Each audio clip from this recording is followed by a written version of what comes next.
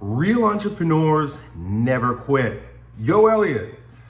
After being burnt out by entrepreneurship, I'm thinking of going back to being an employee in a gym instead of having my own online coaching. Hustling, grinding, creating content, and trying to grow my social presence took away from my peace and it drains me. Do you think I should keep working for myself but change the way I do it? Or should I get a job like a normal person and live a stable life like everyone else? Great question, man. And it reminds me of something that Dan Kennedy once said. In one of his courses I took, he said that an entrepreneur, after failing, doesn't go back to a job. Entrepreneurs will always try again. In other words, there are some people that are entrepreneurs, and there's a way of being that's associated with it. Maybe our wires are crossed a little differently. And then there are people that are not. Maybe they're employees, maybe they work for the government, maybe they belong in the military. But the way of being as an entrepreneur is that which produces this insatiable draw towards challenge and trying again. That's a very difficult way to be. And you gotta kind of be designed for that. But today, where the barrier of entry for entrepreneurship is so low, a lot of people want to do entrepreneurship that aren't actually entrepreneurs. It's a type of character that you are rather than something that you choose to do. And we've got a lot of people that are trying to do entrepreneurship rather than honoring the truth of what they are. I also heard Jim Rohn once put it this way. He said that entrepreneurship is personal development wrapped in a business. Personal development, we'll use that term. I know I've kind of knocked it lately. But it requires some level of commitment, some level of discipline, some level of challenge, right? It's very similar to being in the gym. Not everybody's designed and built to be a bodybuilder. It's just not in you, and you can kind of see this based on the outside. The problem with character or calling is like any entrepreneurs come in all different shapes and sizes. You got fat ones, you got skinny ones, you got tall ones, you got short ones, you got black ones, you got white ones. Bodybuilders, there's a particular type, so we can see it with our eyes and we can acknowledge right away, well, this guy's not built to be a bodybuilder. Some people are built to be bodybuilders. And what every bodybuilder knows is that when he goes to the gym, he's going to be fraught with frustration, going against resistance in order to build up something that's not there. He's going to eat, he's going to sleep, he's going to dream about building more muscle. Then he's going to subject himself to the punishment of building more muscle because he is a bodybuilder. He was built to be a bodybuilder, born to be a bodybuilder, and it's the way a bodybuilder chooses to live his life. It's the same thing with an entrepreneur. An entrepreneur, in the way that Jim Rohn says it, right? It's personal development wrapped in a business. The business is like your gym. The business is like where you go to beat yourself up, to figure out what doesn't work, to face resistance, overcome challenges. But the daydream castle in the sky Mickey Mouse version of entrepreneurship is I'm gonna launch something and it's gonna do well and I'm gonna make a lot of money and I'm gonna be free. And once again, because the barrier of entry is so low, we got a lot of people that have no business doing that, trying to do it. Now, it doesn't mean that you can't have a side hustle or you make a little extra cash on the side. But if you're gonna place your livelihood in the hands of fate in a lot of ways, because markets change, people's tastes change. I mean, I've been an entrepreneur since 2007, you could say, when I moved down to Florida and started Shrimp Camp. And over the course of those 2 decades, things have changed. When I started my business, it was during the crash of '08, so '07, '08, right? But I started right when I was trying to build some momentum, right when the stock market crashed. The environment was completely different when I started my business economically, socially, psychologically, in the stratosphere, in the collective unconscious, than it was in 2020 and 2021. And during 2020, 2021, during the pandemic time, like, depending on the business that you were in, you either boomed or you busted. Based on the business that I was in, I was perfectly poised to do really well during the pandemic. Not all businesses fared well. I also diversified because I had gyms and I had online. My gyms fell apart. Many of them had to close. My online business rose. So in a lot of ways, you can't take your fate into your own hand. And a lot of people think that because you're an entrepreneur, you're free. Yeah, you're free to be subject to all these other things around you. It's not like you don't have a boss, dude, except the world becomes your boss. God becomes your boss. The market becomes your boss. Not your boss doesn't become your boss. One man doesn't become your boss. I've got thousands of bosses. I'm serving people directly, where when you work for someone else, you serve them indirectly. And that's okay too. It requires a totally different type of character, a totally different kind of mindset, and a willingness to subject yourself to the whims of the wind. You say, should I keep working for myself but change the way? Now, if you truly are an entrepreneur, if it really is in you, and you're just having a bad day, right? You're getting a little burnt out, and that happens. Trust me. There have been times when I say to myself, man, wouldn't it be easy if I just had a 9-to-5? I really thought that before, but it could never happen. Just like I could never be a professional basketball player. I'm not built for that. I'm not built for it. I know we live in a very rebellious age and everybody wants autonomy, but like, there's some of us that are literally from the womb just not built for that. I didn't do well in school. They told me I had ADHD. I couldn't follow directions. My parents were told in kindergarten that Elliott's gonna have trouble. He can't listen and follow directions. Even when I played football, I couldn't listen and follow directions. I led the team in sacks and touchdowns because I did it my way. And my coaches hated it. And it wasn't because I'm a rebel, it's because I've got a problem. I can't. I would be a horrible employee. It wouldn't last very long. I'm just being who I am. But because we live in a time where it seems very sexy and exciting, and we see these celebrity entrepreneurs who are making $1 billion a year, and we all think that we can do it, we romanticize something that may not be for us. So back to your question, you say, if I work for myself, should I change the way I do things? So if you truly are an entrepreneur and you're just having a bad day, the answer would be, of course, yes.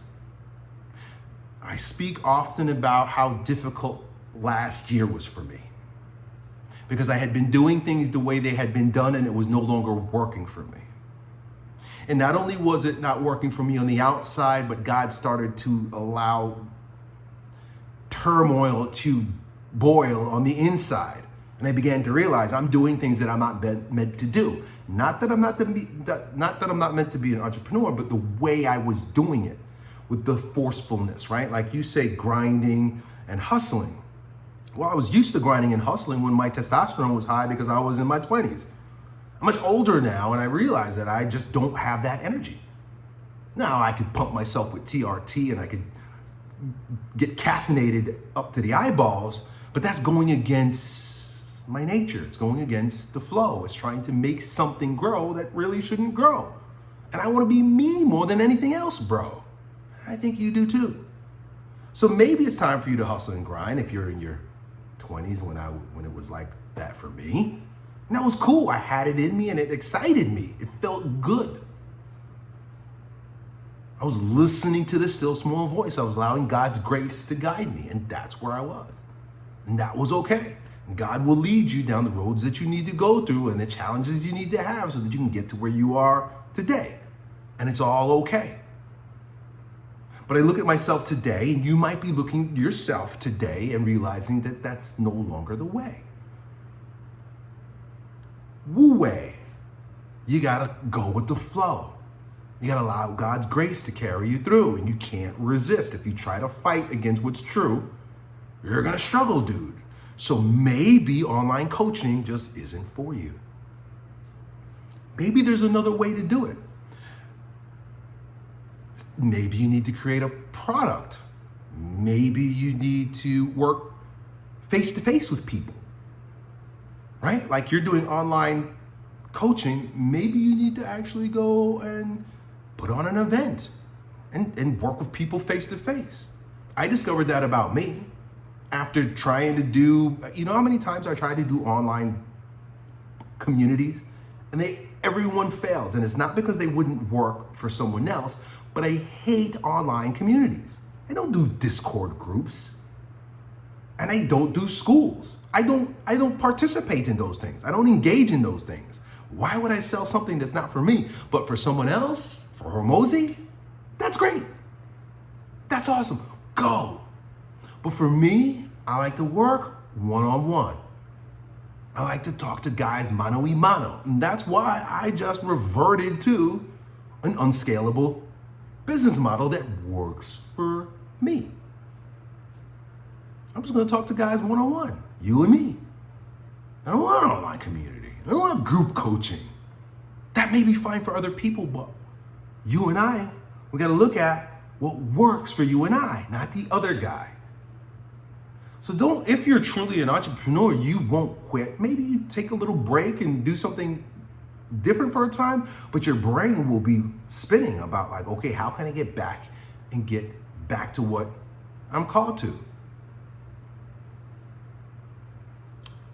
Which is to build, which is to create, which is to allow the pressures of the market and the swings of emotions and what's going on in the world and where God is carrying you and paying attention to your own emotions, paying attention to your own mood. Like, so for example, I love that quote I said before about personal development. Like, entrepreneurship is personal development wrapped in a business. I can't do certain things that I like to do because then I wouldn't be present here for you. I have to make choices to rid myself of certain ways. I have to sacrifice certain ways of being, certain things that I prefer to do or like to do or vices that I'm attached to, so I can show up here for you. It's personal development. If I didn't have that, if I didn't have to show up here for you the best way I absolutely could, then I can go do those things. I can't drink. I love wine. I like drinking red wine, me and my wife. It's one of the things that we like to do together. I just can't do it. I can't do it. I can't do it because it ruins my ability to create fruit. So it's like personal development. Well, you might be trying to do something while you're dragging an anchor. You're hustling and you're grinding and creating content. Maybe you do a better job of that if you were sleeping more. If you're drinking more water and weren't dehydrated and your brain isn't fried, so you're burning out. To burn out means there's too much fire. Maybe you need to cool down. Maybe you need to pray more. Maybe you need to meditate more. Maybe you need to do a cold shower. Maybe you need to walk more. You see what I'm saying? Like, when you're an entrepreneur, you don't give up. You figure out what's lacking. What's lacking in me? You got to keep your finger on the pulse of the world. Where do I need to change? So you're right. You asked, maybe I need to change the way I'm doing things. Maybe you do. Maybe you do. But then you finally go on and you say, or should I just get a stable job and live a normal life like everyone else? And I want to challenge that, right? Like, because in a way it sounds apathetic for you, and in a way it also sounds derogatory to the people who that's what they're called to. Not everyone's called to entrepreneurship, and that's not a bad thing. You say, you almost say it like you're pouting, like, man, should I just get a stable job? Like, stable job is amazing. Stable job is a nice thing. To know that you're getting a paycheck every week for a certain amount, and that you can actually plan your life, because the money will be sort of stable. But is it really? There are lots of inconsistencies. There are a lot of challenges associated with putting all your stock in one job. If things don't go well for me, income starts going down. If things don't go well for you in your job, you get cut. That's it. No more paycheck for you. You're cut off immediately. All the eggs are in one basket. So is it really stable? Which is more stable? You say it in such a way as if you're confident that having a job is stable, but it's not. Having a job is no more stable. And that's why being an entrepreneur is no more heroic than having a job. You got to be a hero to put all your eggs in that one basket. Look at all the people. Here's how people think, and you know that they're wrong. Look at all the people who got cut from their government jobs when Trump went into office. He's got Elon Musk. Well, before Elon Musk, he did like an audit and fired like thousands of people who had jobs that were stable because they're government jobs. Everybody believes that government jobs are stable because the government has an unlimited source of income because it can print money and it just takes it from you. It's not like the market's going to change the government. But times have changed. There's a lot of pressure. And the new governor decides, bye-bye, all those people who had so-called stable jobs, they have none. They don't have them anymore. And you say living a normal life. What do you mean a normal life like everyone? You know what a normal life for some people are? A normal life for some people is unemployment. A normal life for some people is living in a group home. A normal life for some people is soup kitchen. Normal life for some people is living in a cave, living in a dirt hut. A normal life for some people is bombs going off around over their heads every day, famine, destruction, pain. What do you mean by normal life like everyone else? Normal is based on what's right for you. That's what normal should mean. We make normal out to be something that's consistent across the board. Normal for me is the way I live my life. Normal for me are the blessings that God bestows in my life. Normal for me is a way of thinking, a way of being, a way of feeling. Normal for me is entrepreneurship. Is that normal for you? Or are you just painting with broad strokes?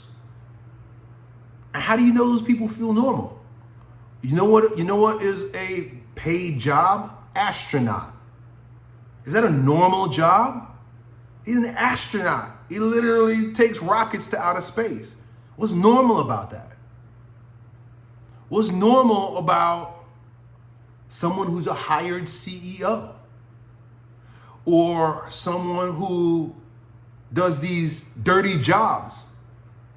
Right? You ever see that show, the TV show with, I think, Mike Lowe? Dirty jobs, dangerous jobs, fire jumpers. Like they work for the local governments. They're firemen that get dropped out of airplanes right into forest fires so they can fight it right at the heart. You're not normal, but they have a stable job. They have a stable income. Or the guys that are hired by these fishing boats up in Alaska. You ever see that? These guys, they're in a shipping boat and like these boats are like rocking. These guys are all out there risking their life and limb to catch some fish. That's their job. That's like a pretty cool job. That's the kind of job like an entrepreneur would join. That's the kind of job I would want to do. I want to be a fire jumper, or I want to go catch fish in turbulent waters. Because, entrepreneurs, they thrive on challenges, thrive on excitement, as long as it's done out of love. That's the difference, man, and really where I'll bring this whole conversation to. Every action is measured by the sentiment from which it proceeds. And there's really only two sentiments. If you're being an entrepreneur out of fear that I'm not going to have enough, fear that I'm not like everybody else, fear that I'm not keeping up with the Joneses, fear that most people, when they lust after things, lust are born out of fear. You're lusting for something that's not you. But if you're doing it out of love, it's because it's who you are. It's the way God moves you. And if you can choose to do it with peace, because you take care of your body, you eat the right food, you get enough sleep, and you don't work with angst and with anxiety and with worry, and you allow it to be graceful, then it's for you. That's up to you, dude. It's going to be one or the other. No matter what you do, who you are is what you bring to it. Make sure that you're lining up who you are, what it is that you choose to do. Because if it's out of alignment, there's going to be fear. If you're in alignment, there's pure love. And you can't help but to allow grace to carry you. Dude, done.